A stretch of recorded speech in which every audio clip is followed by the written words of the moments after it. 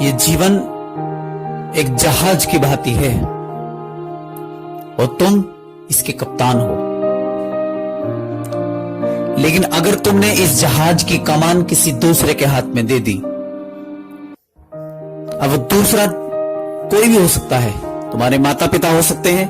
तुम्हारे सगे संबंधी हो सकते हैं, तुम्हारे मित्रगण हो सकते हैं, तुम्हारा जीवन साथी हो सकता है, तुम्हारा समाज हो सकता है। तो एक बात का बिल्कुल अच्छे से ख्याल कर लेना, अगर तुमने इस जहाज की कमान किसी दूसरे के हाथ में दे दी,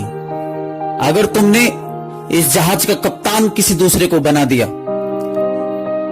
तो तुम कभी भी अपने उद्देश्य पर नहीं पहुंच पाओगे।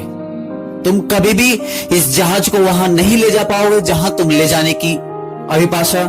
या इच्छा रखते हो। तो अगर अपने जीवन की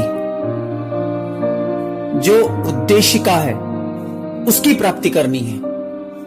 अगर इस जीवन के सत्य को जानना है, तो तुम्हें इस जहाज का कप्तान खुद होना होगा। क्योंकि जब तक तुम इस जहाज की बागडोर अपने हाथों में नहीं लोगे, तब तक तुम भटके हुए रहोगे और तब तक तुम भटकते रहोगे और तब तक तुम इस जीवन में आते रहोगे, जाते रहोगे, आते रहोगे, जाते रहोगे और इस चक्र में घूमते रहोगे। तो अगर जीवन के सत्य को जानना है, उस परम सत्य को उपलब्ध करना है या उस परम सत्य को उपलब्ध हो जाना है, तो तुम्हें इस जीवन की बागडोर अपने हाथों में लेनी होगी।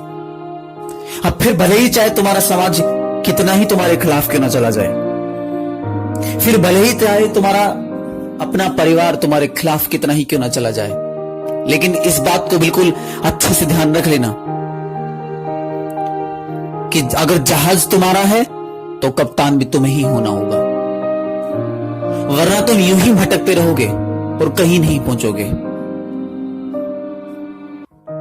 तो होशपूर्ण हो जाओ, देखो कि क्या तुम्हारे जहाज की कमान तुम्हारे हाथों में है